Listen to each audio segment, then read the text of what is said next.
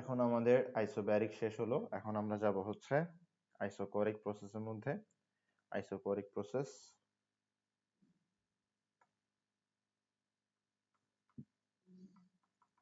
Isochoric process. Isochoric process কি? Isochoric process হচ্ছে volume constant. Isochoric process হচ্ছে volume constant. আইসোব্যারিক প্রসেসে কি ছিল? প্রেসার কনস্ট্যান্ট ছিল। তো ভলিউম কনস্ট্যান্ট হলে আমার কোন লটা বসে?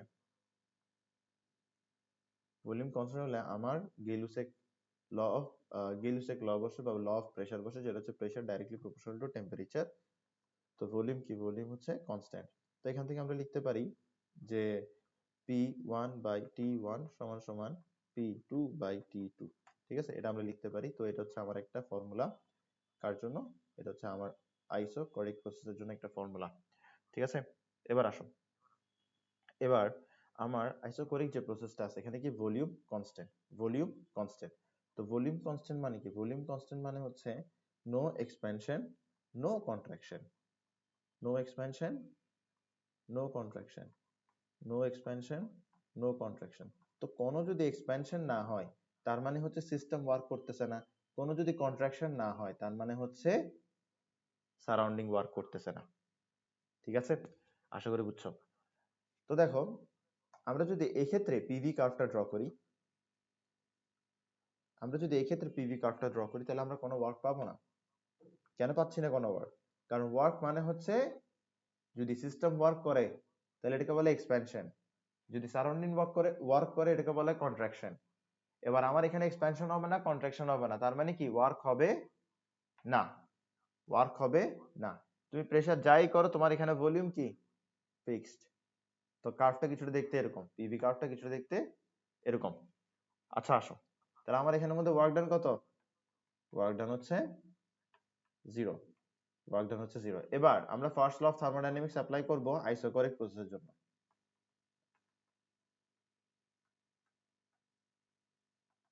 First law of thermodynamics apply করব কার জন্য? আইসোকোরিক প্রসেসের জন্য। এবার আইসোকোরিক প্রসেসের জন্য যদি first law of thermodynamics apply করি তাহলে আমরা কি পাবো? দেখো, dq সমান সমান du প্লাস dw। ঠিক আছে, তো dq কি? Amount of heat supplied to the system. du কি?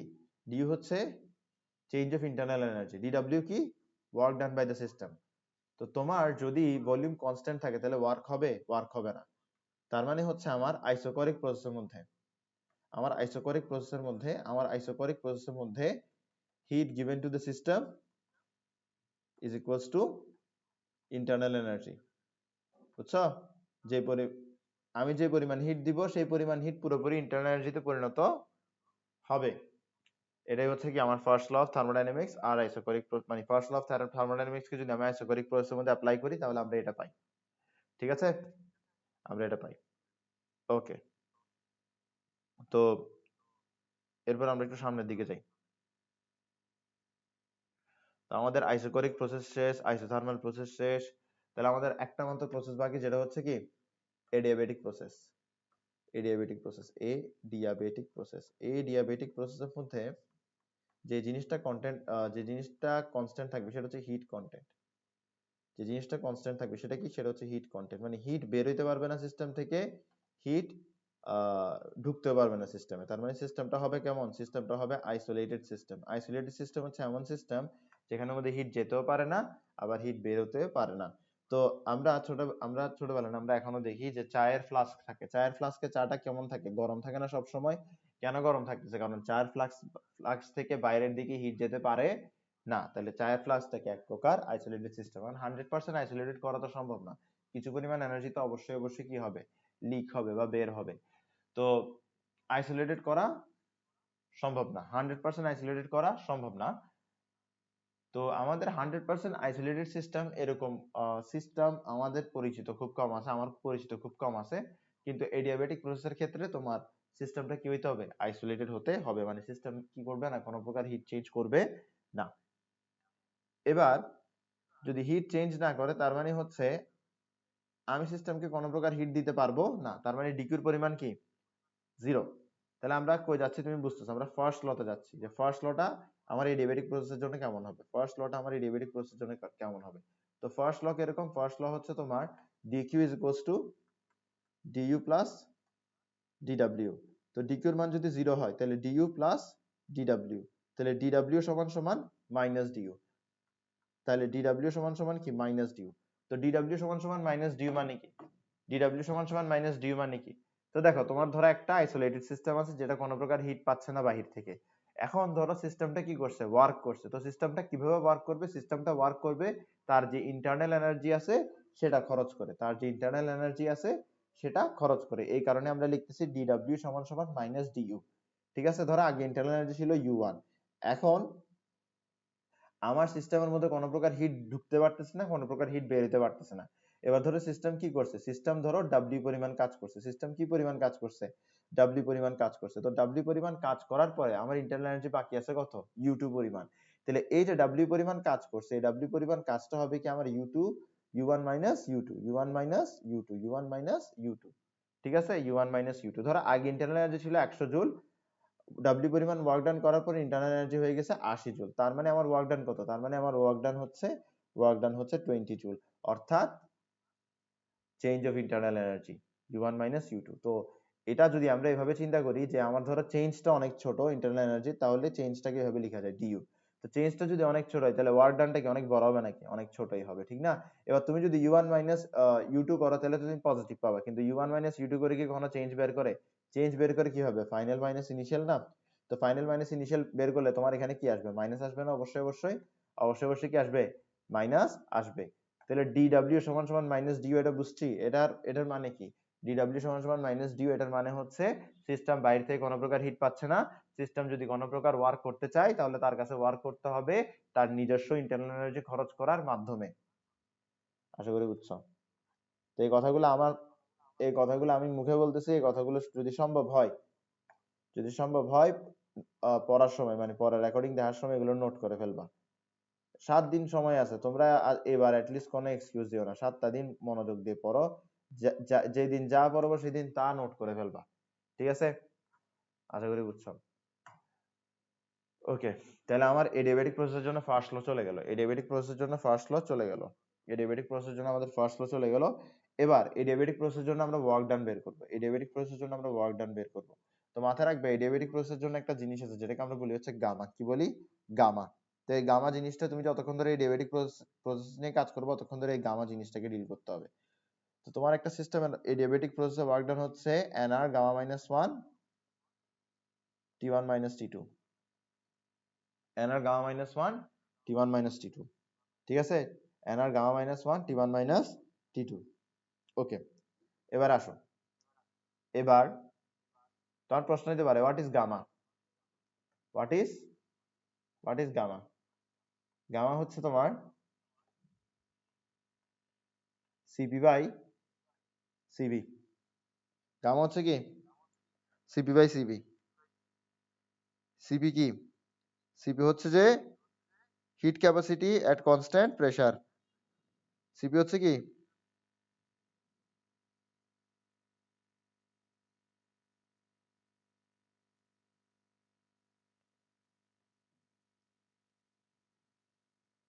আচ্ছা এটাকে আমরা সিপি কে কি বলি, স্পেসিফিক হিট ক্যাপাসিটি বলি, ঠিক আছে? কি বলি এটাকে, হিট ক্যাপাসিটি বলি। তাহলে heat capacity at constant pressure,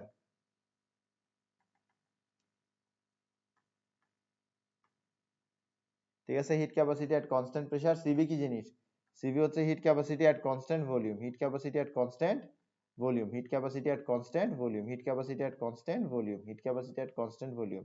তাহলে হিট ক্যাপাসিটির যে রেশিওটা আছে এটাই কি, এটাই হচ্ছে কি আমার গামা, এটাই কি, আর এটাই হচ্ছে আমার গামা।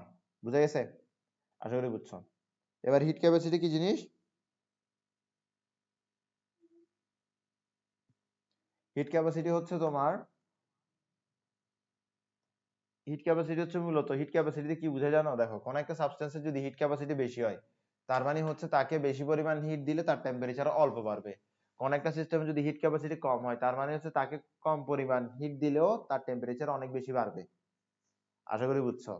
তাহলে হিট ক্যাপাসিটি কি জিনিস সেটা আশা করি বুঝছো। এবার হিট ক্যাপাসিটি একটা ডেফিনেশন আছে বইয়ের মধ্যে, সেটা হচ্ছে amount of heat required to raise the temperature by 1 degree Celsius, ঠিক আছে, এট কনস্ট্যান্ট প্রেসার।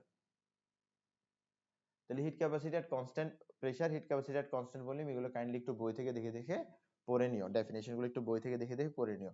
তো গামা কি, গামা হচ্ছে CP divided by CV, CP divided by CV, ঠিক আছে, সিপি ডিভাইডেড বাই সিভি। আচ্ছা, সিপি হচ্ছে যে কি, আমি লিখেই দিই,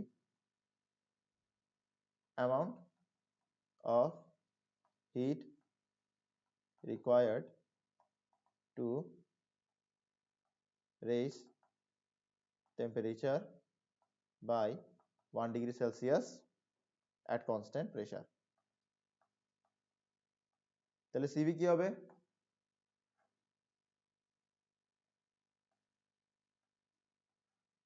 সিভি কি হবে,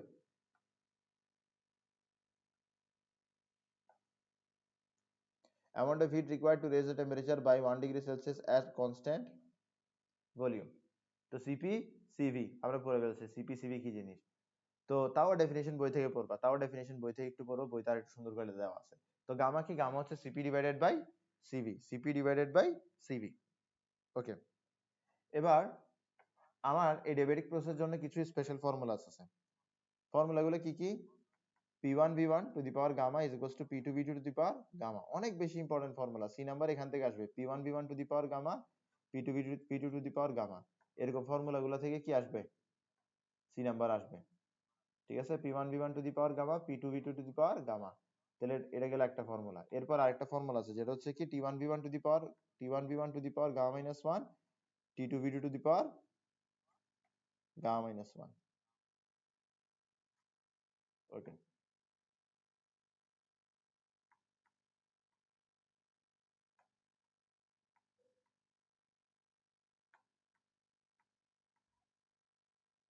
T1 T1 V1 to the power gamma minus 1, T2 V2 to the power gamma minus 1। ওকে, এরপরে কি আছে, T1 P1 to the power 1 minus gamma divided by gamma, T1 P1 to the power 1 minus gamma divided by gamma সমান সমান T2 P2 to the power 1 minus gamma divided by gamma।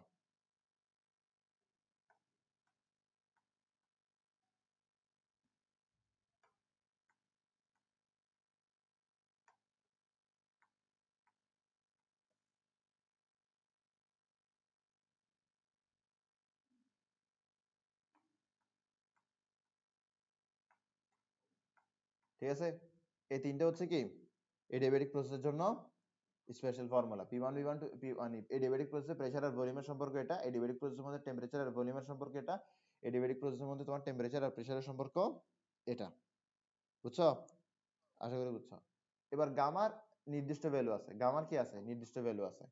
যদি তোমার সিস্টেমটা কি হয়, যদি তোমার সিস্টেমের মধ্যে গ্যাসটা যদি তোমার কি হয়, মনো অ্যাটমিক হয়, মনো অ্যাটমিক গ্যাস হয়, মনো অ্যাটমিক গ্যাস হয়, মনো অ্যাটমিক গ্যাস হয়, মনো অ্যাটমিক গ্যাস কারা, মনো অ্যাটমিক গ্যাস যেমন ধরো তোমার আছে হিলিয়াম, এটা মনো অ্যাটমিক গ্যাস।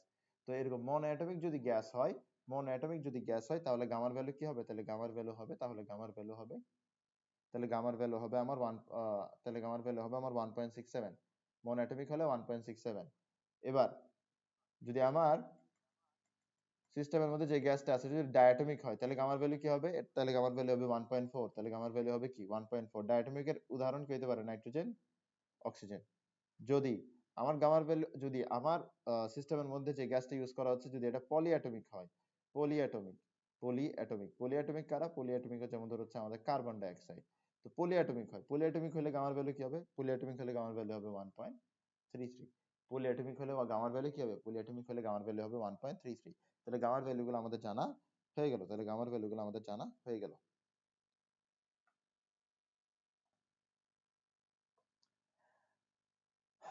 দেখো আমি সিপিসিভি নিয়ে এখন কিছু কথা বলবো, এগুলো মাথায় রাখবা, এই ফর্মুলাগুলো মাথার ভিতর ঢুকাবা। প্রথমে আমি পড়াবো হচ্ছে স্পেসিফিক হিট, এরপরে পড়াবো সিপি, এরপরে পড়াবো সিবি।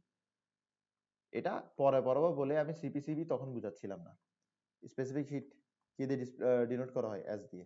কোন একটা সাবস্টেন্সের স্পেসিফিক হিট কি লিখে নাও, amount of heat required to increase temperature of unit mass by 1 degree Celsius. ঠিক আছে, তো দেখো স্পেসিফিক হিট কি? স্পেসিফিক হিট হচ্ছে, স্পেসিফিক হিট হচ্ছে 1 কেজি সাবস্টেন্সের মাস যদি 1 ডিগ্রি সেলসিয়াস বাড়াতে হয় তাহলে আমার যে পরিমাণ হিট দিতে হবে সেটা। ক্লিয়ার? ওকে, তাহলে এটাকে আমরা এভাবে লিখতে পারি যে heat required to increase temperature of 1 KG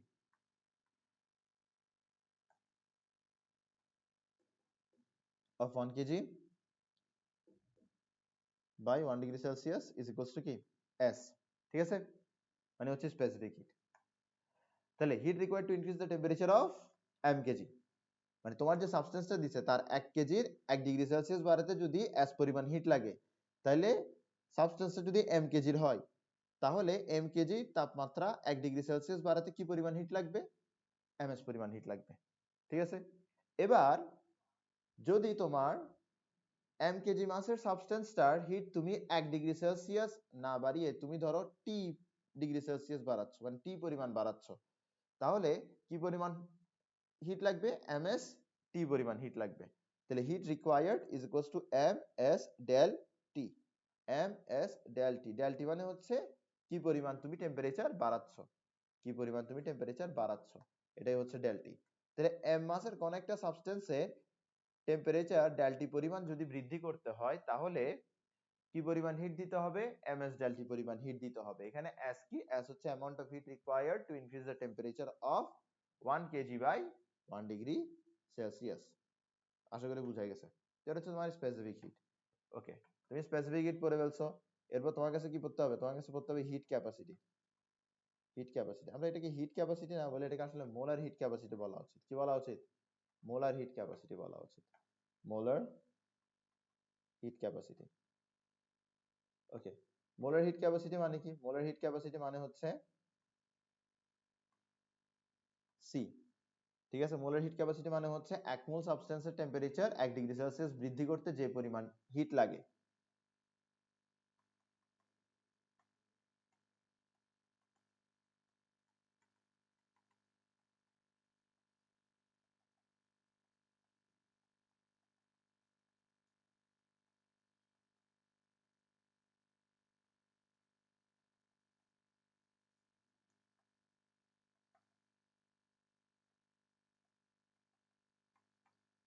specific hit molar heat capacity. ঠিক আছে, এবার মোলার হিট ক্যাপাসিটি কি? 1 মোল সাবস্টেন্সের টেম্পারেচার 1 ডিগ্রি সেলসিয়াস বৃদ্ধি করতে যে পরিমাণ হিট প্রয়োজন পড়ে। ওকে, আচ্ছা, মোলার হিট ক্যাপাসিটি দুইটা আছে, একটা হচ্ছে কি কনস্ট্যান্ট প্রেসার আর একটা কি কনস্ট্যান্ট ভলিউম। তো molar heat capacity at constant pressure, molar heat capacity at constant volume. Molar heat capacity at constant pressure, molar heat capacity at constant pressure, molar heat capacity at constant pressure. এরপর কি আছে? Molar heat capacity at constant volume. তো molar heat capacity at constant প্রেসারকে আমরা কি দিয়ে denote করি? CP দিয়ে ডিনোট করি। ঠিক আছে, তাহলে এটা কি? এর মানে হচ্ছে heat required to increase the temperature of 1 mole substance by 1 degree Celsius at constant pressure. Constant প্রেসারে যদি 1 মোল সাবস্টেন্সের টেম্পারেচার 1 ডিগ্রি সেলসিয়াস বৃদ্ধি করে তাহলে যে পরিমাণ হিট দরকার সেই পরিমাণ হিটকে কি বলা হবে? সেই পরিমাণ হিটকে কি বলা হবে? সিপি বলা হবে। বুঝা গেছে? তোমার 1 মোল সাবস্টেন্সের টেম্পারেচার 1 ডিগ্রি সেলসিয়াস বাড়াতে যে পরিমাণ হিট লাগে এটাকে বলে মোলার হিট ক্যাপাসিটি। 1 মোল সাবস্টেন্সের টেম্পারেচার 1 ডিগ্রি সেলসিয়াস বাড়াতে যদি মানে কনস্ট্যান্ট, দেখো কনস্ট্যান্ট প্রেসারে যদি আমি 1 মোল সাবস্টেন্সের টেম্পারেচার 1 ডিগ্রি সেলসিয়াস বাড়াই তাহলে আমার যে পরিমাণ হিট লাগবে এটা হচ্ছে কি সিপি। এটা কি? এটা হচ্ছে সিপি। ঠিক আছে, ওকে। এরপরে দেখো, এরপর হচ্ছে molar heat capacity at constant volume.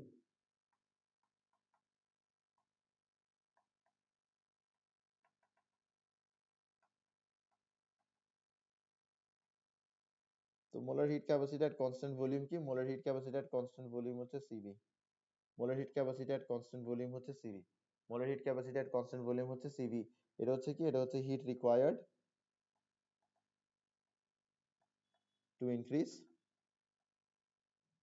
Temperature of 1 mole substance by 1 degree Celsius at constant volume, এটাই কি সিভি, এটাই কি সিভি। আচ্ছা আসো প্রথমে আসি মোলার হিট ক্যাপাসিটি। এক মোল সাবস্টেন্সের টেম্পারেচার 1 ডিগ্রি সেলসিয়াস বাড়াতে যে পরিমাণ হিট লাগবে হচ্ছে মোলার হিট ক্যাপাসিটি। এক মোল সাবস্টেন্সের টেম্পারেচার 1 ডিগ্রি সেলসিয়াস যদি আমি কনস্ট্যান্ট প্রেসারে বাড়াই তাহলে আমার যে পরিমাণ হিট লাগবে হচ্ছে সিপি। এক মোল সাবস্টেন্সের টেম্পারেচার যদি আমি কনস্ট্যান্ট এক মোল সাবস্টেন্সের টেম্পারেচার যদি আমি 1 ডিগ্রি সেলসিয়াস বৃদ্ধি করি কনস্ট্যান্ট ভলিউমে তাহলে যে হিটটা লাগবে সেটা হচ্ছে সিভি। আশা করি বুঝছো, সি সিপি সিভি তিনটাই বুঝছো। ওকে, এবার দেখো দেখো সেটা বোঝার চেষ্টা করো। এবার লিখি অ্যামাউন্ট অফ হিট রিকোয়ার্ড, আচ্ছা এভাবে না লিখি, এবার লিখতে পারি যে হিট রিকোয়ার্ড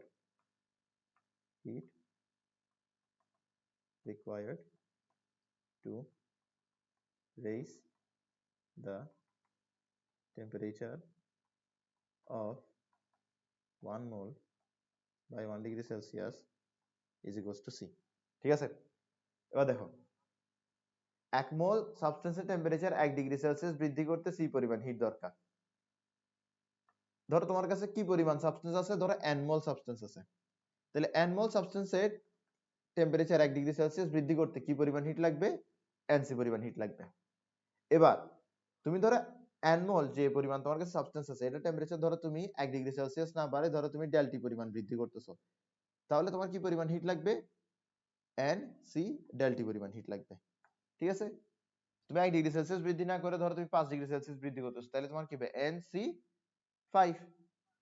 তাহলে তোমার এখানের মধ্যে heat required is equals to কি nc ডেল্টা টি।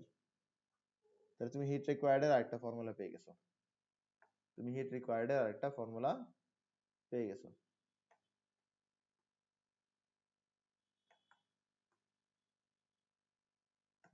ওকে, এবার দেখো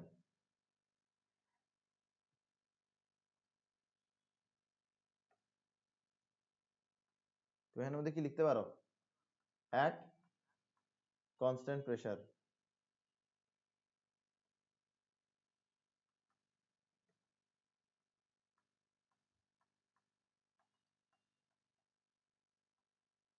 ঠিক আছে, at constant pressure, কনস্ট্যান্ট প্রেসারে তোমার এক মোলের টেম্পারেচার 1 ডিগ্রি সেলসিয়াস বৃদ্ধি করতে যে পরিমাণ হিট দরকার সেটা হচ্ছে সিপি, ঠিক না? তাহলে কনস্ট্যান্ট প্রেসারে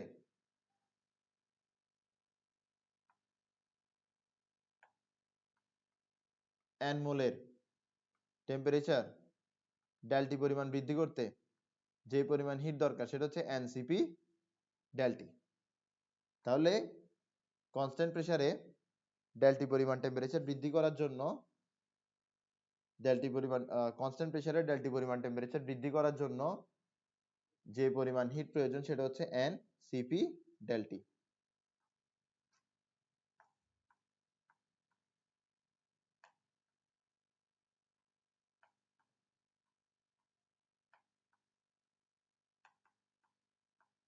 ওকে, আসো এরপরে দেখো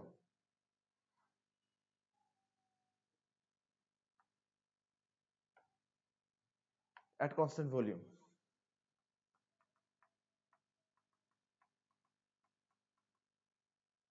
constant volume heat required to raise the temperature of 1 mole by 1 degree Celsius is equals to কি সিভি। ঠিক আছে, এবার কনস্ট্যান্ট ভলিউমে তোমার n মোলের টেম্পারেচার ডেল্টি পরিমাণ বৃদ্ধি করতে কি পরিমাণ হিট লাগবে, তোমার n মোল সাবস্টেন্সের টেম্পারেচার ডেল্টি পরিমাণ বৃদ্ধি করতে কি পরিমাণ হিট লাগবে, n সিভি ডেল্টি পরিমাণ হিট লাগবে।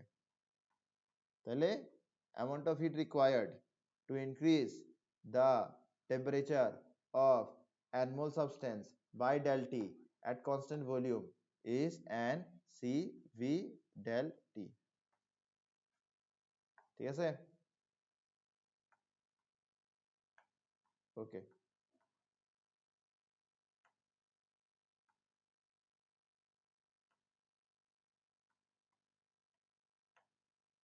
ঠিক আছে, তাহলে এই ফর্মুলাগুলো আমরা বুঝছি। এগুলো আশা করি আমরা বুঝছি। ওকে, এবার আমরা একটু জিনিস দেখব। একটা হচ্ছে আইসোব্যারিক,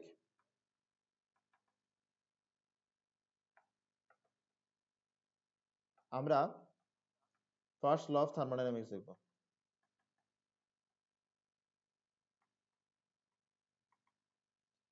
for isobaric process, first law of thermodynamics for isobaric process. তো এটা কি? dq সমান সমান du প্লাস dw, এটা ফার্স্ট ল অফ থার্মোডাইনামিক্স। কার জন্য? আইসোব্যারিক প্রসেসের জন্য। আচ্ছা, আইসোব্যারিক প্রসেসের মধ্যে আমার আইসোব্যারিক মানে কি? Constant pressure. কনস্ট্যান্ট প্রেসার না? তো কনস্ট্যান্ট প্রেসারে কি পরিমাণ, কনস্ট্যান্ট প্রেসারে হিটের ফর্মুলা কি? n cp del t। যদি বলে এটা বুঝো নাই, তাহলে কিন্তু আমার কিন্তু কিছু করার নাই। কনস্ট্যান্ট প্রেসারে হিটের ফর্মুলা কি? ncp del t। ঠিক আছে? এরপর দেখো, তোমার এখানে কি আছে? du আছে, তোমার এখানে কি আছে? dw আছে। ঠিক আছে, এটা হচ্ছে যে কি? pdv, dw এর জন্য কি? pdv। আচ্ছা, এতটুকু আমরা বুঝলাম। তো এর আগে আমাদের কাছে যেটা পড়তে হবে সেটা হচ্ছে first law of thermodynamics in isobaric process. First law of thermodynamics in isobaric process. ঠিক আছে? তো dq সমান সমান du প্লাস dw, আইসোবারিক প্রসেসের মধ্যে dw 0 হয়, তাই বলে dq সমান সমান কি? du। আচ্ছা, এবার বলো আইসোবারিক মানে কি? Constant volume. কনস্ট্যান্ট ভলিউমে হিটের ফর্মুলা কি? n cv del t। ঠিক আছে? তাহলে ইন্টারনাল এনার্জির ফর্মুলা কি? n cv del t। আশা করি এতটুকু বুঝছো, আশা করি এতটুকু বুঝছো। দেখো, এবার আমি যেটা করব সেটা হচ্ছে আমি একটা আইসোকোরিক সিস্টেম নিব, মানে একই সিস্টেম নিব, এটাকে আইসোকোরিক কন্ডিশনে রাখবো, আবার আইসোব্যারিক কন্ডিশনেও রাখবো। আইসোকোরিক কন্ডিশনেও রাখবো, আইসোব্যারিক কন্ডিশনেও রাখবো। এবার আইসোকোরিক কন্ডিশনের মধ্যে ইন্টারনাল এনার্জি সমান সমান কি? ncv del t। Change of internal energy সমান সমান কি? ncv del t, বা এটাকে dt দিয়েও লিখতে পারে। del t মানে কি? চেঞ্জ অফ টেম্পারেচার, dt ও কি? Change of temperature. ঠিক আছে? Change of internal energy is equals two ncv del t। এটা কোথায় লিখতে পারতেছি? আইসোব্যারিক এর জন্য লিখতে পারতেছি। ঠিক আছে? এবার আইসোকোরিক এর জন্য লিখতে পারতেছি ncv del t। আইসোব্যারিক এর জন্য লিখতে পারতেছি কি? ncp del t সমান সমান du প্লাস pdv। ঠিক আছে? আচ্ছা, এবার বুঝো, তুমি আইসোকোরিক প্রসেস আর আইসোব্যারিক প্রসেস এই দুইটাতে যদি তুমি একই পরিমাণ হিট ইনক্রিজ করো, একই পরিমাণ হিট যদি তুমি কি করো, এটা ডেল্টি লিখি, ডেল্টি লেখাটাই আমার কাছে প্রেফারেবল ফিল হয়। তুমি যদি আইসোকোরিক প্রসেস আর আইসোব্যারিক প্রসেসের মধ্যে একই পরিমাণ হিট ইনক্রিজ করো, তাহলে দোনো ক্ষেত্রে ইন্টারনাল এনার্জির ইনক্রিজটা সমান। ইন্টারনাল এনার্জি ইনক্রিজ কি জিনিস? টেম্পারেচারের ইনক্রিজ। টেম্পারেচারের ইনক্রিজ কি জিনিস? ইন্টারনাল এনার্জির ইনক্রিজ। তো তোমার দুইটা প্রসেস আছে, একটা আইসোকরিক কন্ডিশনে, একটা আইসোব্যারিক কন্ডিশনে। দোনোটা প্রসেসের মধ্যে যদি একই পরিমাণ হিট ইনক্রিজ হয়, তার মানে দোনোটা প্রসেসের মধ্যে একই পরিমাণ ইন্টারনাল এনার্জি ইনক্রিজ হয়েছে। ঠিক আছে? এবার দোনোটার মধ্যে যদি একই পরিমাণ, দোনোটার মধ্যে যদি একই পরিমাণ টেম্পারেচার কি হয়, দেখো du মানে হচ্ছে change of internal energy. Internal energy কি জিনিস? ইন্টারনাল এনার্জি বাড়লে টেম্পারেচার বাড়ে, ইন্টারনাল এনার্জি কমলে টেম্পারেচার কমে। এবার দুইটা সিস্টেম আছে, সরি হ্যাঁ একই সিস্টেম, আচ্ছা একই সিস্টেম আছে, দুইটা সিস্টেম না, একই সিস্টেম আছে। আমি একটু আবার বিল্ড করি। তোমার ইন্টারনাল এনার্জি বাড়লে টেম্পারেচার বাড়বে, টেম্পারেচার বাড়লে ইন্টারনাল এনার্জি বাড়বে। তোমার ইন্টারনাল এনার্জি কমলে টেম্পারেচার কমবে, টেম্পারেচার কমলে ইন্টারনাল এনার্জি বাড়বে। তো তোমার ধরো একদম হুবহু দেখতে সেম দুইটা সিস্টেম আছে, দোনোটা সবকিছুই সেম, কিন্তু দুইটা আলাদা আলাদা সিস্টেম। ঠিক আছে? ওকে, একটাকে আমরা রাখবো আইসোকরিক প্রসেসে, আরেকটাকে রাখবো আমরা আইসোব্যারিক কন্ডিশনে। একটাকে আইসোকরিক কন্ডিশনে, আরেকটাকে আইসোব্যারিক কন্ডিশনে। দুই ক্ষেত্রে আমরা যদি একই পরিমাণ টেম্পারেচার ইনক্রিজ মেইনটেইন করি, তাহলে দুই ক্ষেত্রে আমার ইন্টারনাল এনার্জিও একই পরিমাণ ইনক্রিজ হবে। তার মানে হচ্ছে আমার আইসোকোরিকের মধ্যে যে ইন্টারনাল এনার্জির ইনক্রিজটা সেটা আইসোব্যারিকের মধ্যেও হবে। সুতরাং আমরা লিখতে পারবো n cp del t সমান সমান, এটা সমান সমান কি এটা না, তাহলে আমরা এখানে কি লিখতে পারি, du এর পরিবর্তে n cv del t plus pdv plus pdv। আশা করি বুঝছো, ঠিক আছে, আশা করি বুঝছো। তো এতটুকু আলোচনা আশা করি খুব সুন্দর করে মাথায় ঢুকছে। এখন আমরা সামনের দিকে যাব। হ্যাঁ,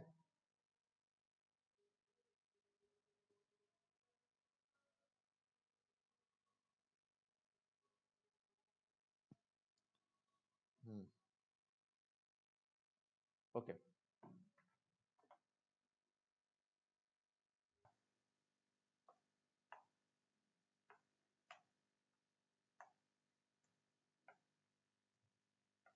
হুম,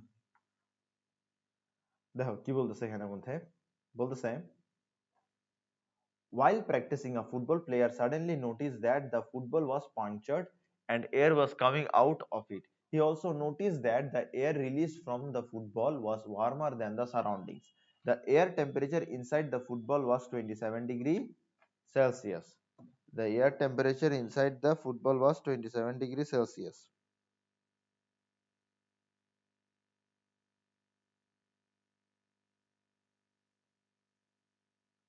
এখানে ওরা একটা ভুল করছে, সেটা হচ্ছে the air temperature inside the football না, দ্য এয়ার টেম্পারেচার মানে হচ্ছে ফুটবলটা তো, ফুটবলের ভেতরে তো বাতাস আছেই, কিন্তু ফুটবলের বাইরেও কি বাতাস নাই? ফুটবলের বাইরে কি অ্যাটমসফিয়ার আছে না, অ্যাটমসফিয়ারের বাতাস নাই? ওই যে অ্যাটমসফিয়ারের বাতাসটা আছে, ওই অ্যাটমসফিয়ারের বাতাসের টেম্পারেচার কত বলছে, 27 ডিগ্রি সেলসিয়াস বলছে। The air temperature was 27 degrees Celsius. Air pressure was 2 atm. Volume of air is 1. Volume of air was 1 meter cube, and gamma is equals to 1.4. Hmm,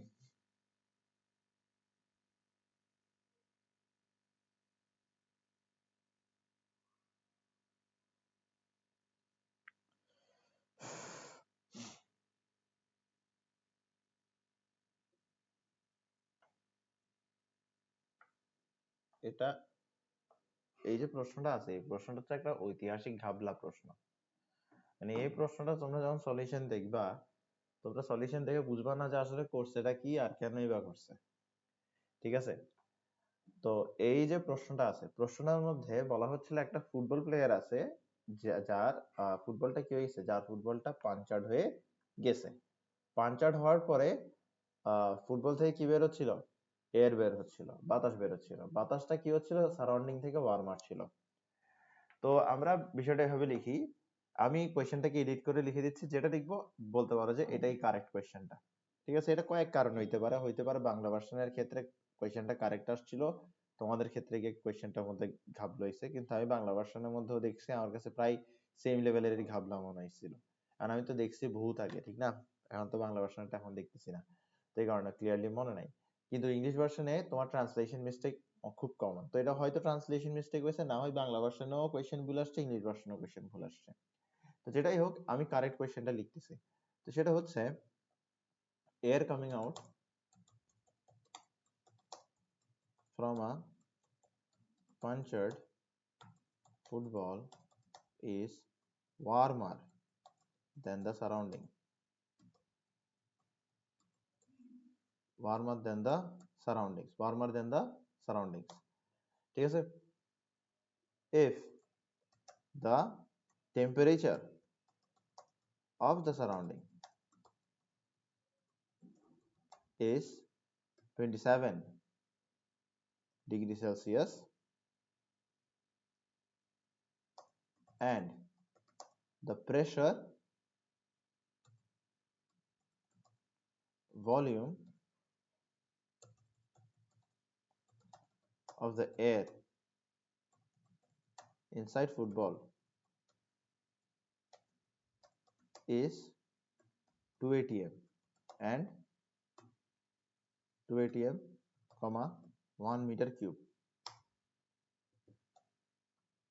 respectively, then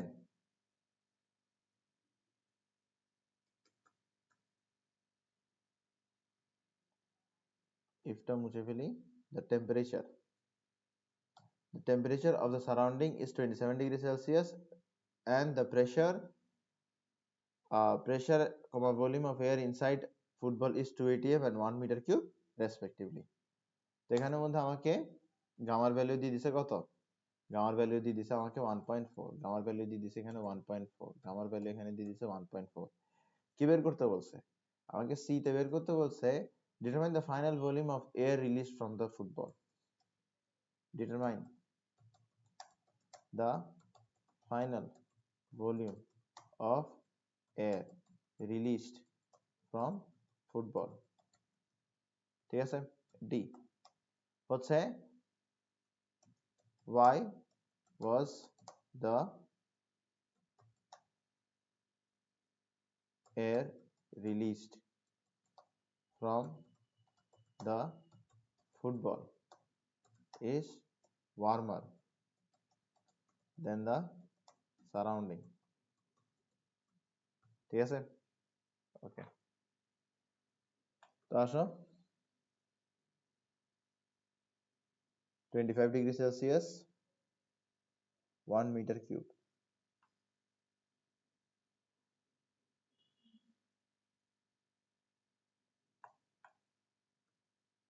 ওকে। তো এটা হচ্ছে আমাদের প্রশ্ন, তার প্রশ্নটা সলভ করি।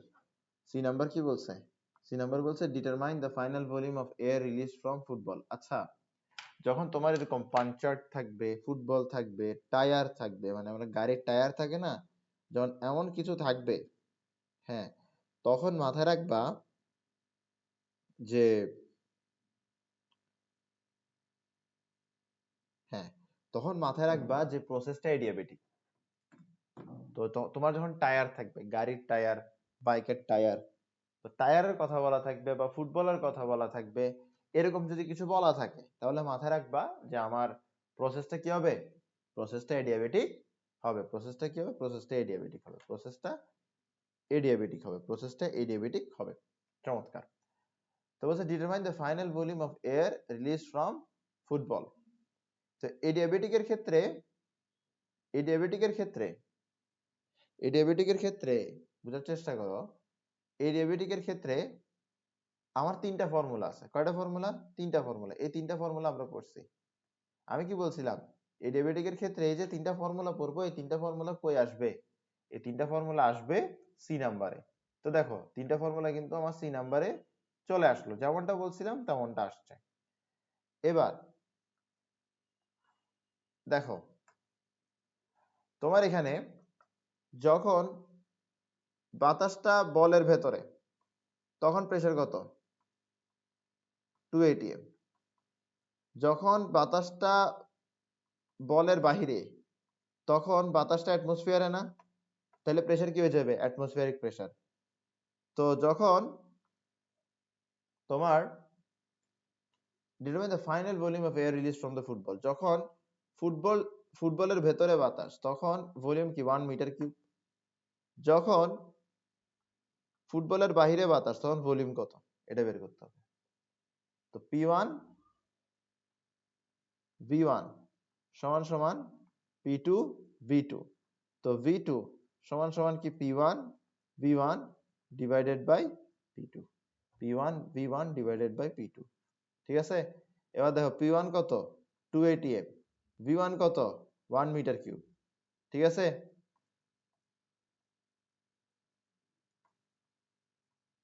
P2 কত, 1 atm।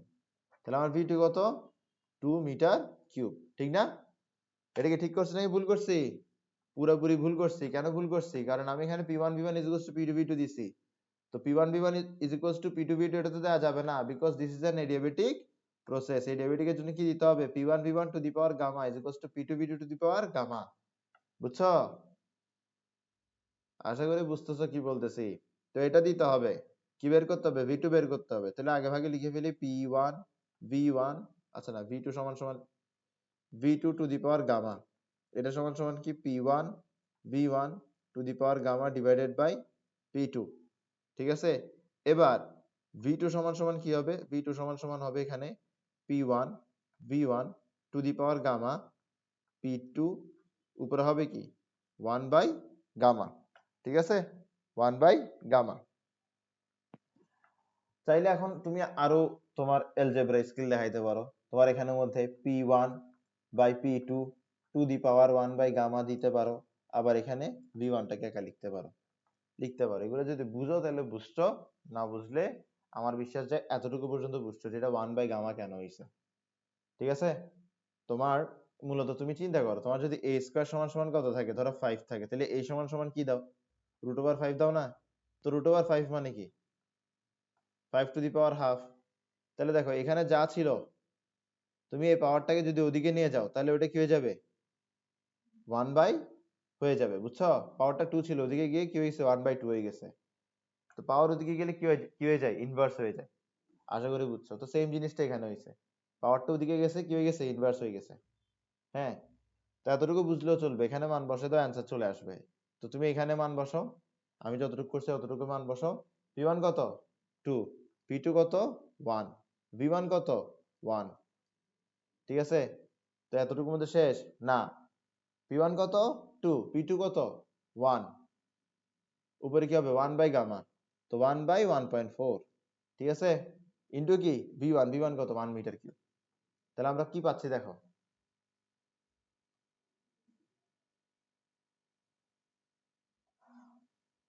1 ডিভাইডেড বাই 1.4,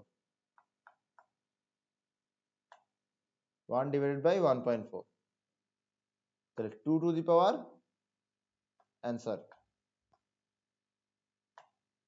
কত আসতেছে আমার 1.64, 1.64, 1.64 মিটার কিউব, 1.64 মিটার কিউব। এটা হচ্ছে ফাইনাল ভলিউম।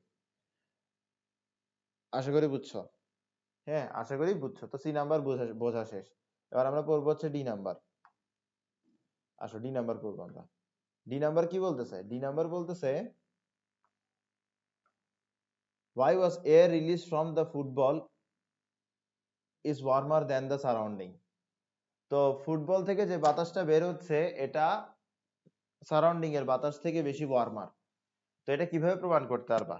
ফুটবলের ভেতরে যে বাতাসটা আছে তার টেম্পারেচার বাইরের সারাউন্ডিং এর টেম্পারেচার থেকে বেশি, এভাবে প্রমাণ করতে পারবা। ঠিক আছে, আসো। তো ফুটবলের ভেতরে থাকা অবস্থায় বাতাসের টেম্পারেচার হচ্ছে T1, এটা আমরা জানি না।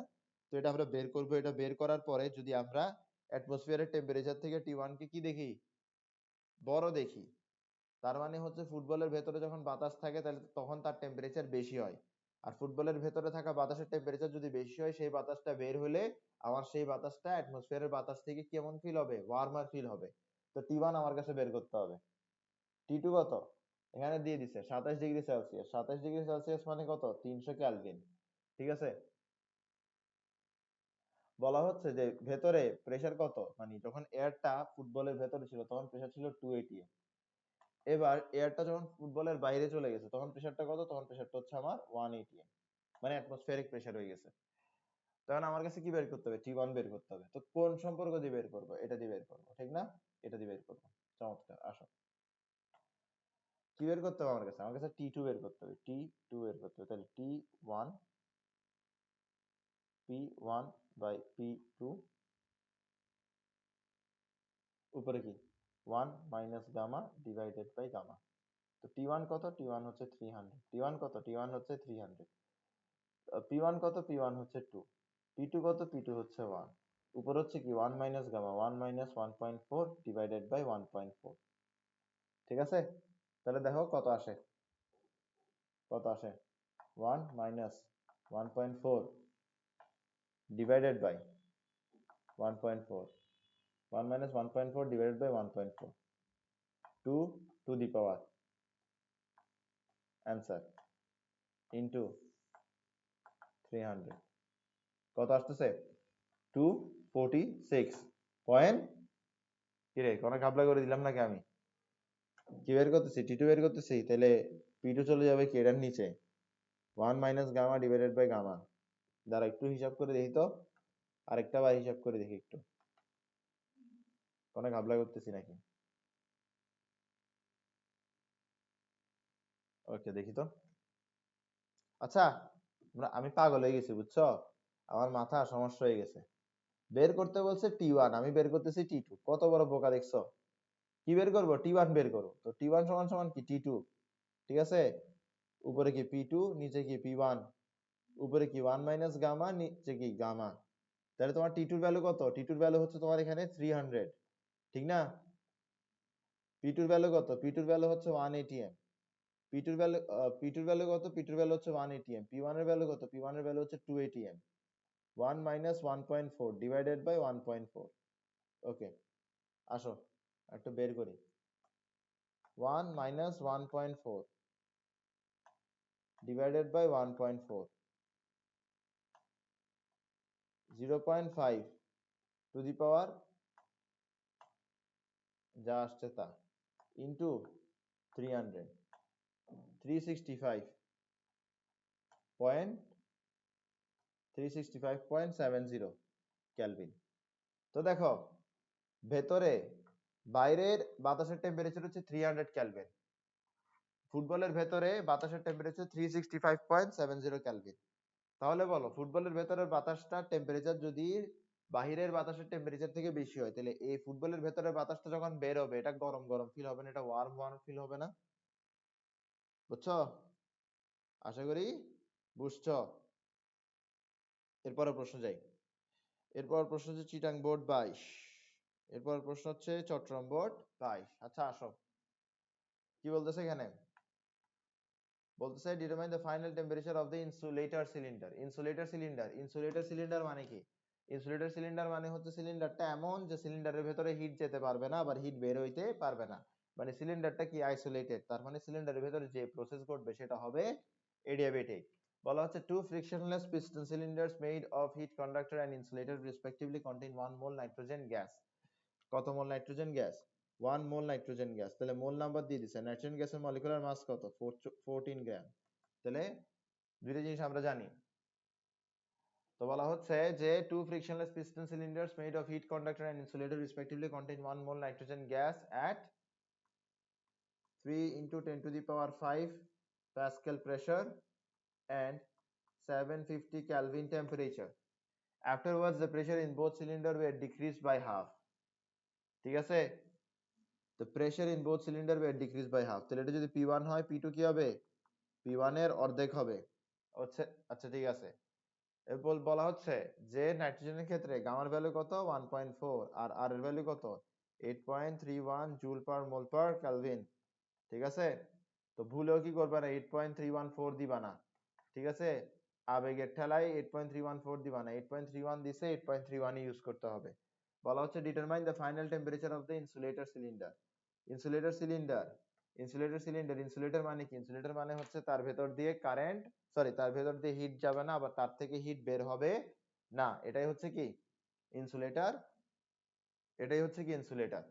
তো যদি আমার সিলিন্ডারে হিট না ঢুকে, যদি সিলিন্ডার থেকে হিট বের না হয়, যদি সিলিন্ডারে হিট না ঢুকে, আবার যদি সিলিন্ডার থেকে হিট বের না হয়, তাহলে সিলিন্ডারটাকে একটা আইসোলেটেড সিস্টেম। এই আইসোলেটেড সিস্টেমের মধ্যে যে প্রসেস ঘটবে এটা কি? এটা হচ্ছে এডিয়াবেটিক। এটা কেমন প্রসেস? এডিয়াবেটিক। এবার এডিয়াবেটিক প্রসেসের মধ্যে ফাইনাল টেম্পারেচার বের করতে বলছে। কিসের চেঞ্জ দিছে? প্রেসারে চেঞ্জ দিছে। তো প্রেসারে চেঞ্জ দিছে, আবার ফাইনাল টেম্পারেচার বের করতে বলছে। তার মানে কি T1 P1 to the power 1 minus gamma divided by gamma is equals to T2 P2 to the power 1 minus gamma divided by gamma. ওকে, তো আমরা কি বের করব? আমরা বের করব T2।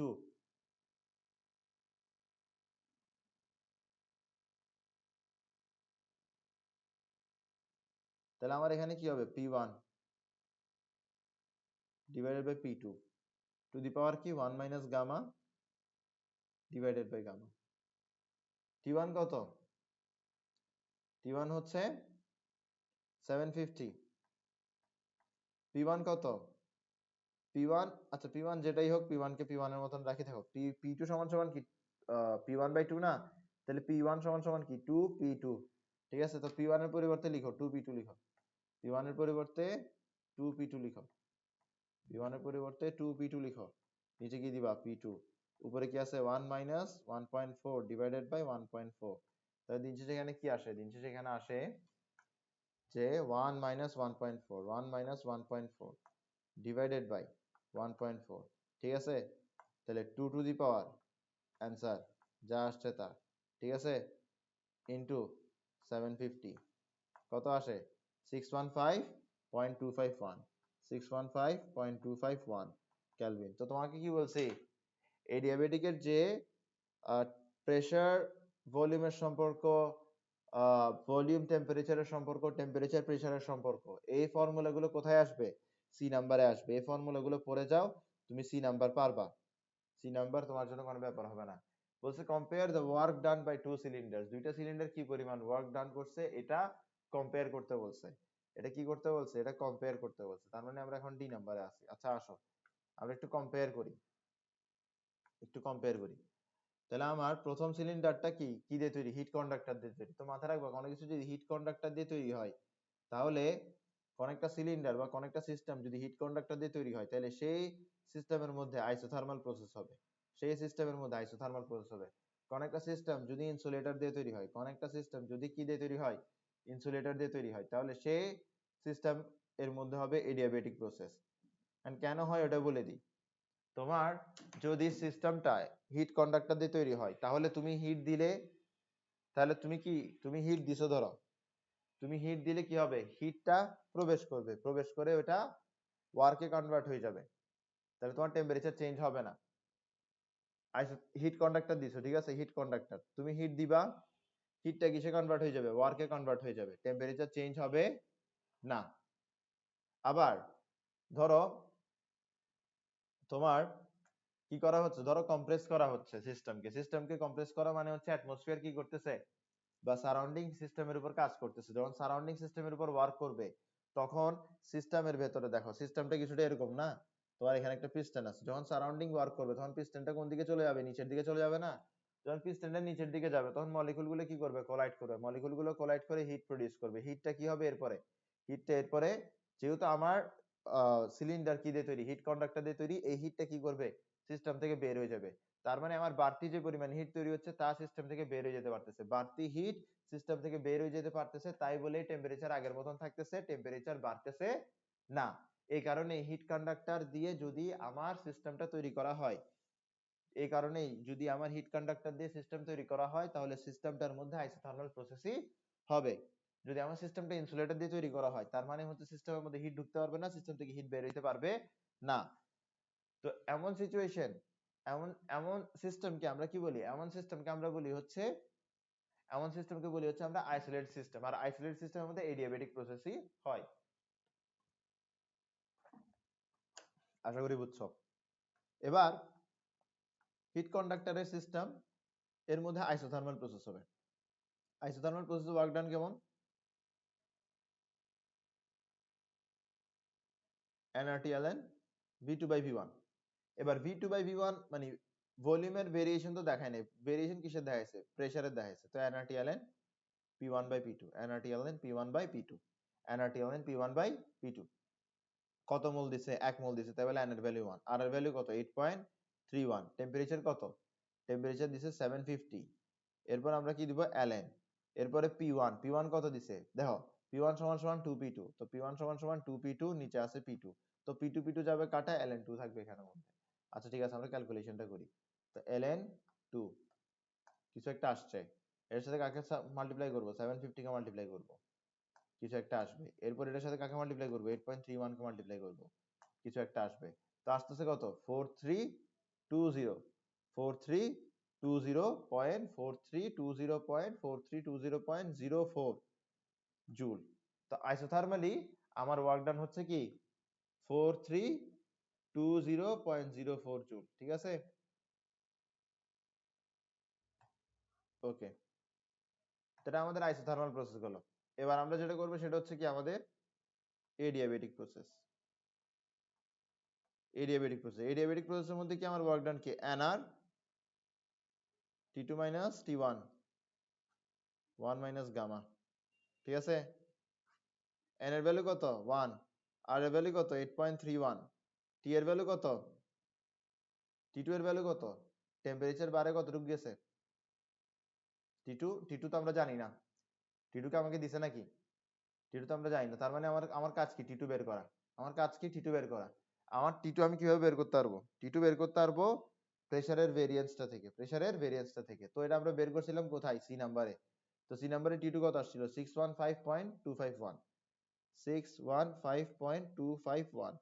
আর টি1 কত, টি1 হচ্ছে তোমার 750, টি1 কত, টি1 হচ্ছে 750, আর নিচে কি 1 - 1.4। তো যেটা আসবে সেটা কত আসতেছে দেখো, যেটা আসতেছে সেটা হচ্ছে তোমার সেটা আসতেছে হচ্ছে তোমার 2799.43, 2799.43 জুল। এবার বলো আইসোথার্মালে তোমার ওয়ার্ক ডান বেশি নাকি এডিয়াবেটিকে ওয়ার্ক ডান বেশি? অবশ্যই অবশ্যই তোমার আইসোথার্মালে ওয়ার্ক ডান বেশি, এডিয়াবেটিকে ওয়ার্ক ডান কম। তো তোমার এটাই ছিল প্রশ্ন, বুঝছো প্রশ্নটা? আশা করি বুঝেছো, আশা করি বুঝেছো। এরপর আসো, এরপর আমরা যাবো হচ্ছে কার্নোট সাইকেলে। এরপর চলে যাব হচ্ছে Carnot cycle, Carnot cycle, Carnot cycle, Carnot cycle, ঠিক আছে, Carnot cycle, Carnot cycle, Carnot cycle, Carnot cycle. Okay, Carnot cycle. আচ্ছা, এবার কার্নোট সাইকেলে আসি। কার্নোট সাইকেল কি? কার্নোট সাইকেল হচ্ছে কার্নোট একটা ইঞ্জিন, কার্নো সাহেব একটা ইঞ্জিন তৈরি করছিল, যে ইঞ্জিনটা কি, যে ইঞ্জিনটা হচ্ছে কার্নো ইঞ্জিন। তো যে ইঞ্জিনটা কি ছিল, যে ইঞ্জিনটা ছিল হচ্ছে কার্নো ইঞ্জিন। এই কার্নো ইঞ্জিনের কথা ছিল এফিসিয়েন্সি কত দেওয়া, 100% দেওয়া, ঠিক আছে। তো কার্নো ইঞ্জিনটা কি একটা ইমাজিনারি কনসেপ্ট। তো কার্নো ইঞ্জিনের বিভিন্ন স্টেপস আছে, কার্নো ইঞ্জিন একটা সাইকেল বিভিন্ন স্টেপসে ফুলফিল করে। এই যে বিভিন্ন স্টেপসে ফুলফিল করে, এই বিভিন্ন স্টেপস গুলো মিলে আমার কার্নোট সাইকেলটা তৈরি। তো এই চারটে স্টেপের নাম আমরা পড়ি। প্রথমটা হচ্ছে কি আমার আইসোথার্মাল এক্সপ্যানশন, প্রথমটা হচ্ছে আইসোথার্মাল এক্সপ্যানশন, প্রথমটা হচ্ছে আইসোথার্মাল এক্সপ্যানশন। এরপরেরটা হচ্ছে আমার আইসোথার্মাল, এরপরেরটা হচ্ছে আমার এডিয়াবেটিক এক্সপ্যানশন।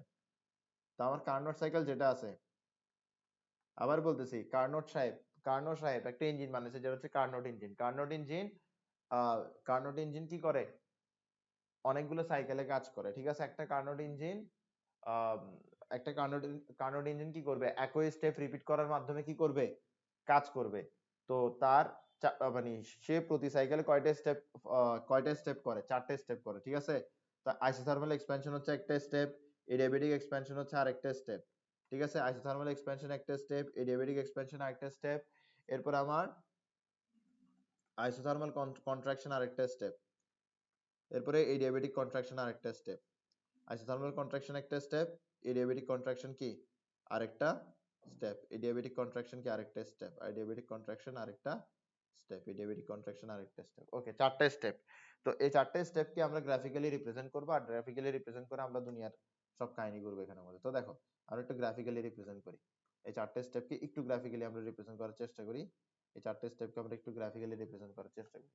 ওকে, তো আমার এখানের মধ্যে এক্স অ্যাক্সিস বরাবর আমরা দিব হচ্ছে ভলিউমকে, ওয়াই অ্যাক্সিস বরাবর দিব হচ্ছে আমরা প্রেসারকে। এক্স অ্যাক্সিস বরাবর আমরা দিব হচ্ছে ভলিউমকে, এক্স অ্যাক্সিস বরাবর আমরা দিব হচ্ছে ভলিউমকে, ওয়াই অ্যাক্সিস বরাবর আমরা দিব হচ্ছে প্রেসারকে। ওয়াই অ্যাক্সিস বরাবর আমরা দিব কাকে, প্রেসারকে। ওয়াই অ্যাক্সিস বরাবর আমরা দিব হচ্ছে প্রেসারকে, ওয়াই অ্যাক্সিস বরাবর আমরা দিব হচ্ছে কাকে, প্রেসারকে, ঠিক আছে। ওয়াই অ্যাক্সিস বরাবর প্রেসার দিলাম, এক্স অ্যাক্সিস বরাবর ভলিউম দিলাম, ঠিক আছে। তো ধরো শুরুতে তোমার যে পিস্টন আছে, পিস্টনের ভেতরে যে গ্যাসটা আছে, এটা ধরো প্রেসার, ভলিউম, টেম্পারেচার কি P1 V1 T1, P1 V1 T1, P1 V1 T1, ঠিক আছে। ওকে, দেখো তো প্রথম স্টেপটা কি আইসোথার্মাল এক্সপ্যানশন, প্রথম স্টেপটা কি আইসোথার্মাল এক্সপ্যানশন। তো আইসোথার্মাল এক্সপ্যানশনটা এরকম হবে। তো আইসোথার্মাল যেহেতু, তার মানে কি তার টেম্পারেচার কি ফিক্স, তো টেম্পারেচার কি T1। তো এই স্টেপের মধ্যে টেম্পারেচার ফিক্স থাকে, তো কি চেঞ্জ হয়, প্রেসার চেঞ্জ হয়, ভলিউম চেঞ্জ হয়, ঠিক আছে, প্রেসার চেঞ্জ হয়, ভলিউম চেঞ্জ হয়। তো এটা হচ্ছে তোমার আইসোথার্মাল এক্সপ্যানশন। এরপরের স্টেপটা কি, এরপরের স্টেপটা হচ্ছে আমার এডিয়াবেটিক এক্সপ্যানশন, এরপরের স্টেপটা হচ্ছে আমার এডিয়াবেটিক এক্সপ্যানশন। তো এডিয়াবেটিক এক্সপ্যানশনে তোমার কোনো প্রকার হিট চেঞ্জ হবে না, কোনো প্রকার হিট চেঞ্জ হবে না, কোনো প্রকার হিট চেঞ্জ হবে না। ওকে, কোনো প্রকার হিট চেঞ্জ হবে না, কি চেঞ্জ হবে, প্রেসার। দেখো কোনো প্রকার হিট চেঞ্জ হবে না মানে কি, মানে হচ্ছে কোনো প্রকার হিট চেঞ্জ আছে, কোনো প্রকার হিট সে রিসিভও করবে না, সে রিলিজও করবে না। অবশ্যই হিটের পরিমাণটা কমবে বাড়বে, কিন্তু যে পরিমাণ হিট সিস্টেমের ভেতরে আছে সেটা কমবে বাড়বে। বাহির থেকে কোনো প্রকার হিট আসবে না, ভেতর থেকে কোনো প্রকার হিট যাবে না। ওকে, তো একটা জিনিস খেয়াল করো, তোমার একটা সিস্টেম দুইভাবে ওয়ার্ক করতে পারে। একটা হচ্ছে সে বাহির থেকে হিট নিয়ে ওয়ার্ক করবে, তার ইন্টারনাল এনার্জি খরচ করবে না। আরেকটা হচ্ছে সে তার ইন্টারনাল এনার্জি খরচ করবে কিন্তু বাহির থেকে হিট নিবে না। তো যখন ইন্টারনাল এনার্জি খরচ করবে তখন টেম্পারেচার কমবে, যখন ইন্টারনাল এনার্জি খরচ না করে বাহির থেকে হিট নিয়ে ওয়ার্ক করবে তখন টেম্পারেচার কনস্ট্যান্ট থাকবে। তো যেহেতু এখানে টেম্পারেচার কনস্ট্যান্ট, তার মানে এখানের মধ্যে বাহির থেকে কি নেওয়া হয়েছে, বাহির থেকে নির্দিষ্ট পরিমাণ হিট নেওয়া হয়েছে। ঠিক আছে, আশা করি বুঝছো। এই কিউ পরিমাণ হিট নেওয়া হয়েছে, ওয়ার্ক করা হয়েছে, টেম্পারেচার কনস্ট্যান্ট থাকতেছে কারণ ইন্টারনাল এনার্জি খরচ হচ্ছে না, প্রেসার পি1 থেকে পি2 হয়েছে, ভলিউম ভি1 থেকে ভি2 হয়েছে। ঠিক আছে, ওকে, এটা বুঝছি আমরা। তো আমার এখানে কি হয়েছে মূলত, আমার এখানে আইসোথার্মাল এক্সপ্যানশন হয়েছে। কিভাবে বুঝতেছে এক্সপ্যানশন হয়েছে? এটা কি ভি2, এটা কি ভি1, বলো ভি2 বড় না ভি1 বড়? এক্স এক্সিস ওয়াই এক্সিস এইসব বিষয় বুঝলে তুমি বুঝবা যে কি ভি2 ভি1 থেকে বড়। যদি ফাইনাল ভলিউম ইনিশিয়াল ভলিউম থেকে বড় হয় তার মানে কি হচ্ছে, এক্সপ্যানশন হচ্ছে, এক্সপ্যানশন হচ্ছে। Very good. তাহলে ডিরেকশনটা একটু মাথায় রাখো, ডিরেকশনটা দেওয়ার দরকার নেই, ডিরেকশনটা দেওয়ার দরকার নেই, জাস্ট মাথায় রাখবা যে প্রথমে কি হয়েছে, এক্সপ্যানশন হয়েছে। তাহলে ডিরেকশনটা কোন দিকে, ডিরেকশনটা হচ্ছে এদিকে। এরপরে কি হয়েছে, এক্সপ্যানশন হয়েছে, ডিরেকশন কোন দিকে, ডিরেকশন হচ্ছে এদিকে, ডিরেকশন হচ্ছে এদিকে। আচ্ছা দেখো, তো তোমার এখানে কিউ পরিমাণ হিট নিয়ে কি করছে, ওয়ার্ক করছে, এই কারণে তোমার টেম্পারেচার কনস্ট্যান্ট ছিল। এখানে কোনো প্রকার হিট নিবে না, এখানে কোনো প্রকার হিট নিবে না। তাহলে এখানে কিভাবে এক্সপ্যানশন হয়েছে, এখানে এক্সপ্যানশন হয়েছে ইন্টারনাল এনার্জি খরচ করে। এক্সপ্যানশন হয়েছে কি কি খরচ করে, ইন্টারনাল এনার্জি খরচ করে। এবার ইন্টারনাল এনার্জি যদি এখানে খরচ হয়, যদি এখানে ইন্টারনাল এনার্জি খরচ হয়, তাহলে ইন্টারনাল এনার্জি খরচ করে কি করা হয়েছে, ওয়ার্ক করা হয়েছে। যদি ইন্টারনাল এনার্জি খরচ করা হয় তাহলে টেম্পারেচার অবশ্যই কমে গেছে। তাহলে এই স্টেপের পরে টেম্পারেচার কমে গেছে, টেম্পারেচার কি হয়েছে, কমে গেছে। টেম্পারেচার কমে কত হয়ে গেছে, টেম্পারেচার কমে হয়ে গেছে তোমার, টেম্পারেচার কমে হয়ে গেছে, টেম্পারেচার কমে হয়ে গেছে তোমার টি2। টেম্পারেচার কমে কত হয়ে গেছে, টি2 হয়ে গেছে।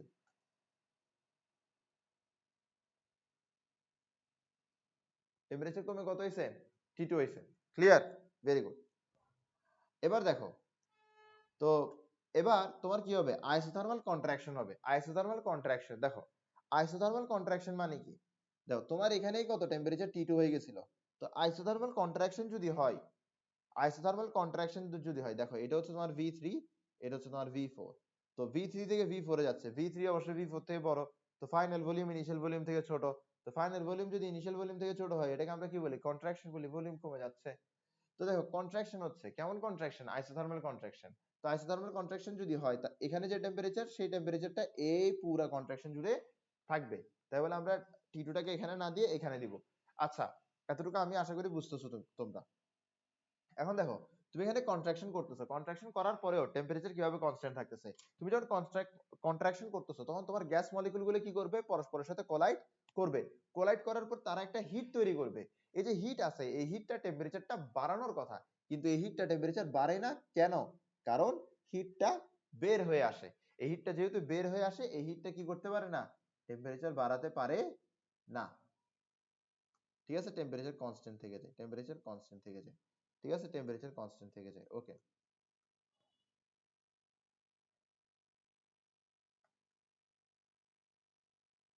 আচ্ছা আসো, তো দেখো এই পয়েন্টটা আসলো, এই পয়েন্টটা আসে প্রেসার কি হয়ে গেল, পি4, ভলিউম কি হয়ে গেল, ভি4। ক্লিয়ার, ওকে।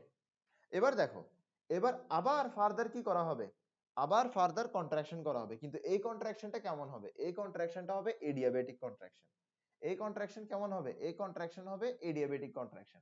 এবার এডিয়াবেটিক কন্ট্রাকশন মানে কি, কন্ট্রাকশন মানে ভলিউম কমতেছে। তো আমরা দেখতেছি ভি4 ভি1 থেকে বড়, তো ভি4 থেকে ভি1 এর দিকে যদি যাই তাহলে ভলিউম কমবে। এখন কন্ট্রাকশন বুঝলাম, কিন্তু এডিয়াবেটিক কন্ট্রাকশন মানে কি, এডিয়াবেটিক কন্ট্রাকশন মানে হচ্ছে এমন কন্ট্রাকশন যেখানে মধ্যে তোমার হিট বের হইতে পারবে না, হিট ঢুকতে পারবে না। দেখো তুমি যখন কন্ট্রাক্ট করবা তখন তোমার মলিকুল গুলো পরস্পরের সাথে কোলাইড করবে, কোলাইড করে হিট তৈরি করবে, হিটটা টেম্পারেচার বাড়ায় দেওয়ার কথা।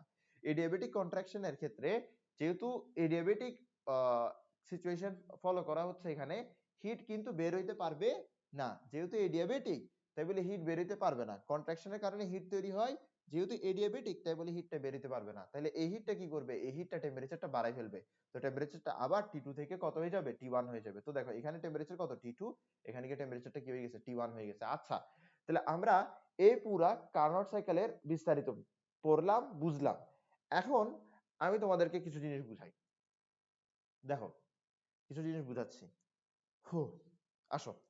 তোমার এখানে মধ্যে এই যে কার্ভটা আছে, এই কার্ভটা দেখো, এটা এক্সপ্যানশন না, এটাও কিন্তু এক্সপ্যানশন। তো আইসোথার্মাল এক্সপ্যানশন, এডিয়াবেটিক এক্সপ্যানশন, দেখো আইসোথার্মাল এক্সপ্যানশন কিরকম, এডিয়াবেটিক এক্সপ্যানশনটা কিরকম। তো এডিয়াবেটিক এক্সপ্যানশনটা কি, স্টিপার।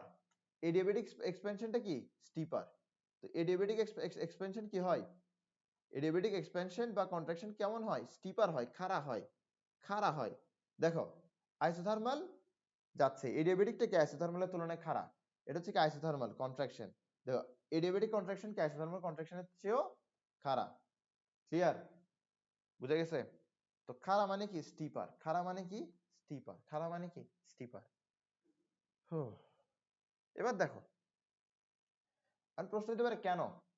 তো এটার কারণ হচ্ছে তোমার প্রেসার আর ভলিউমের সম্পর্ক। তোমার এখান থেকে এখানে যাওয়ার সময় কি প্রেসার কমতেছে, সরি এখান থেকে এখানে যাওয়ার সময় প্রেসার কমতেছে, ভলিউম বাড়তেছে। তোমার এখান থেকে এখানে যাওয়ার সময় কি প্রেসার কমতেছে, ভলিউম বাড়তেছে। তো তোমার আইসোথার্মালের ক্ষেত্রে প্রেসার আর ভলিউমের সম্পর্ক কিরকম, ইনভার্সলি প্রপোর্শনাল, মানে বোয়েলস ল, ঠিক না? এডিয়াবেটিকের সম্পর্কটা কিরকম, এডিয়াবেটিকের সম্পর্কটা হচ্ছে কিছুটা এরকম, যে এডিয়াবেটিকের সম্পর্কটা হচ্ছে এরকম, দেখো volume inversely proportional to 1 by, দেখো ভলিউম টু দি, মানে এভাবে লিখতে পারো, আসলে বিষয়টা এভাবে না লিখে তুমি আইসোথার্মালের জন্য এভাবে লিখতে পারো, pressure inversely proportional to 1 by V. আর এডিয়াবেটিকের জন্য লিখতে পারো pressure inversely proportional to 1 by V to the power gamma. তো এই যে পাওয়ারটা আছে, এই পাওয়ারটার কারণেই মূলত দেখো তোমার এটা আর এটা কিন্তু পুরোপুরি দেখতে সেম, জাস্ট পার্থক্য কোথায়, এই পাওয়ারটাতে। এই পাওয়ারটার কারণেই মূলত তোমার এডিয়াবেটিক প্রসেসে তোমার কার্ভগুলো কি হয়, স্টিপার হয়। এডিয়াবেটিক প্রসেসে কার্ভগুলো কি হয়, স্টিপার হয় আইসোথার্মালের তুলনায়। আশা করি বুঝছো, আশা করি বুঝছো। ওকে, এবার কিছু জিনিস আমরা ধীরে ধীরে প্রতিটা স্টেপ পড়বো, ধীরে ধীরে প্রতিটা স্টেপ পড়বো আমরা। হ্যাঁ, তো ধীরে ধীরে প্রতিটা স্টেপ পড়ি, প্রথম স্টেপে যাই আমরা। ওকে, তো প্রথম স্টেপটা কি, isothermal expansion. Isothermal expansion, isothermal expansion, isothermal expansion. দেখো তোমার প্রথম স্টেপ কি, এটা না, আইসোথার্মাল এক্সপ্যানশন। আচ্ছা, আইসোথার্মাল এক্সপ্যানশনের মধ্যে, আইসোথার্মাল এক্সপ্যানশনের মধ্যে তোমার ওয়ার্ক কে করতেছে, যে পরিমাণ হিট নিচ্ছ সেই পরিমাণ ওয়ার্ক হচ্ছে না, তাহলে হিট রিসিভড সমান সমান কি, ওয়ার্ক ডান। হিট রিসিভড সমান সমান কি, ওয়ার্ক ডান। হিট রিসিভড সমান সমান কি, ওয়ার্ক ডান। এবার হিট রিসিভ কি, কিউ। ওয়ার্ক ডান কত, আইসোথার্মাল প্রসেসে ওয়ার্ক ডান কিভাবে বের করে, n RT ln V2 by V1। তো এটাকে আবার লিখতে পারি কি হবে, n RT ln P1 by P2, n RT ln P1 by P2। ঠিক আছে, আশা করি বুঝছো, আশা করি বুঝছো, আশা করি বুঝছো, আশা করি বুঝছো। ঠিক আছে, আশা করি এতটুকু বুঝছো। এবার আমার এখানে তো আইসোথার্মাল এক্সপ্যানশনের জন্য গেল। এরপর আমরা যেটা পড়বো সেটা হচ্ছে কার জন্য পড়বো, দেখো এরপরে যেটা পড়বো সেটা পড়বো হচ্ছে তোমার এডিয়াবেটিক এক্সপ্যানশনের জন্য। কার জন্য পড়বো, এডিয়াবেটিক এক্সপ্যানশনের জন্য। ঠিক আছে, আসো তোমরা এডিয়াবেটিক এক্সপ্যানশন লিখি, এডিয়াবেটিক এক্সপ্যানশন,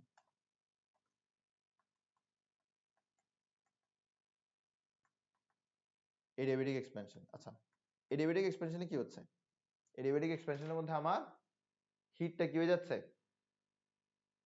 আমার হিট কোনো প্রকার হিট ঢুকতে পারতেছে না, কোনো প্রকার হিট বের হইতে পারতেছে না, আমার ইন্টারনাল এনার্জিটাই কনজিউম হয়ে যাচ্ছে। তাই দেখো তোমার ইন্টারনাল এনার্জি কি হচ্ছে, কনজিউম হয়ে যাচ্ছে। তাহলে চেঞ্জ অফ ইন্টারনাল এনার্জি বা ডিক্রিজ অফ ইন্টারনাল এনার্জি লিখতে পারো, কি লিখতে পারো, decrease of internal energy. Decrease of internal energy কি, ডিক্রিজ অফ ইন্টারনাল এনার্জি হচ্ছে, ডিক্রিজ অফ ইন্টারনাল এনার্জি কি, ডিক্রিজ অফ ইন্টারনাল এনার্জি কি, মানে যে পরিমাণ ইন্টারনাল এনার্জি ডিক্রিজ হয়েছে সেই পরিমাণই তো এক্সপ্যানশন ওয়ার্ক হয়েছে। ঠিক আছে, ওকে, মানে মোটমাট কথা হচ্ছে এক্সপ্যানশন ওয়ার্কের যে এনার্জিটা আছে এটা কোথা থেকে আসছে, ইন্টারনাল এনার্জি ডিক্রিজ থেকে আসছে। ঠিক আছে, তো এটা এটা কিভাবে বের করতে পারবা, কিভাবে বের করতে পারবা, আমরা পড়ছি না এডিয়াবেটিকের মধ্যে এক্সপ্যানশন ওয়ার্কের formula n r t2 minus t1 divided by 1 minus gamma। আশা করি বুঝছো, আশা করি বুঝছো। এবার আসো, এবার যেটা বলবো সেটা হচ্ছে তোমার এডিয়াবেটিক এক্সপ্যানশন গেল। এরপর আমাদের যেটা আছে স্টেপ 3, সেটা হচ্ছে আমার আইসোথার্মাল কন্ট্রাকশন। আইসোথার্মাল কন্ট্রাকশন, ঠিক আছে। আচ্ছা আসো দেখো, তোমার এখানে যে পরিমাণ হিট রিসিভ হবে সেই পরিমাণ হিট যে দিক দিয়ে বের হবে এমনটা না, তোমার এটা এটা একটা ডিফারেন্ট পরিমাণ হিট, এটাও একটা ডিফারেন্ট পরিমাণ হিট। তো দেখো বিষয়টা বোঝার চেষ্টা করো। তো তোমার এক্ষেত্রে কি হচ্ছে, হিট বের হচ্ছে, কি পরিমাণ হিট বের হবে, কি পরিমাণ হিট বের হবে। কন্ট্রাকশন মানে কি, কন্ট্রাকশন মানে কি, work done by system. Contraction মানে কি, sorry, work done by surrounding, ওটাকে কি বলে, কন্ট্রাকশন বলে। তো সহজ ভাষায় হচ্ছে আমরা কন্ট্রাকশন ওয়ার্ক লিখি, কি লিখি, কন্ট্রাকশন ওয়ার্ক, কন্ট্রাকশন ওয়ার্ক। তো কন্ট্রাকশন ওয়ার্ক, তুমি কি করতেছো, কন্ট্রাক্ট করতেছো, তার মানে কন্ট্রাকশন ওয়ার্ক করতেছো, এখানের মধ্যে কি করতেছো, কন্ট্রাকশন ওয়ার্ক করতেছো। কন্ট্রাকশন ওয়ার্ক যদি হয় এখানে, এখানে যদি কন্ট্রাকশন ওয়ার্ক হয় তাহলে কন্ট্রাকশন ওয়ার্কের কারণে একটা হিট প্রডিউস হয়েছে, যে হিটটা কি হয়েছে, রিলিজ হয়ে গেছে, তাই বলে এই কন্ট্রাকশন ওয়ার্কটা কি, এই হিট রিলিজড এর সমান, এই হিট রিলিজড এর সমান। তো আমরা এখানের মধ্যে হিট রিলিজ কি কিউ না, আবার কন্ট্রাকশন ওয়ার্কের জায়গায় আমরা কি লিখতে পারি, যেহেতু আমার এটা কি আইসোথার্মাল, তাই বলে আমরা এটা এভাবে লিখতে পারি এন আর টি এল এন V2/V1।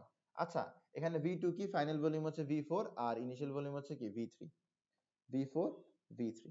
ক্লিয়ার বিষয়টা, আশা করি বুঝছো, আশা করি বুঝছো। ওকে, তাহলে এটা আমরা বুঝে গেলাম। এরপরটাতে আসো, এরপরের স্টেপে আমরা যাই। এরপর স্টেপ কি, এরপর স্টেপ হচ্ছে আমার এডিয়াবেটিক কন্ট্রাকশন, এডিয়াবেটিক কন্ট্রাকশন। এবার এডিয়াবেটিক কন্ট্রাকশনে কি হবে, এডিয়াবেটিক কন্ট্রাকশনের মধ্যে আমার হিট প্রডিউসড হবে, এডিয়াবেটিক কন্ট্রাকশনে কি হবে, হিট প্রডিউসড হবে।